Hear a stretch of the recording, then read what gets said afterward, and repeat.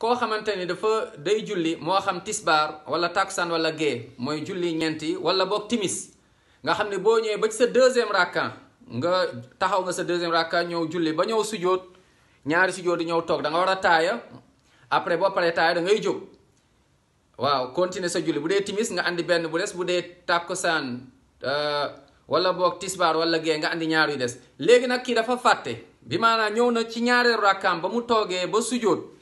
ñaari sujjóoti ñëw war a toog taaya mais mu fàtte toogul rek daal di jóg gis nga taxaw rek ne fàttaliku ne waa man de fàtte naa taayawuma léegi kooku nu muy def kooku du dellu si day continuer julleem bu dee timis mu continuer benn bu dee tisbaar takkusaan gee mu continuer ñaari ñëw nag daal di sujjóot mooy dernier sujjóotam ñëw taaya léegi comme dafa bàyyi woon taaya bu njëkk bi léegi fii day taaya ci fin bi ba mu dese ko sëlmal mais du sëlmal day daal di sujjóotaat yeneen ñaari sujjóot gis nga sujjóotaat yeneen ñaari sujjóot après daal di ñëw daal di sëlmal aajowul sax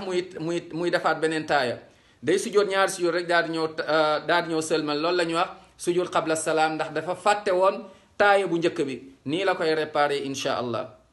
bu dee leer na bu dee leerul mën ngeen ñu def signe ñu gën ko leeral incha allah yal na yàlla déggloo ñu diine jéggal ñu boole ñu min ahlil janna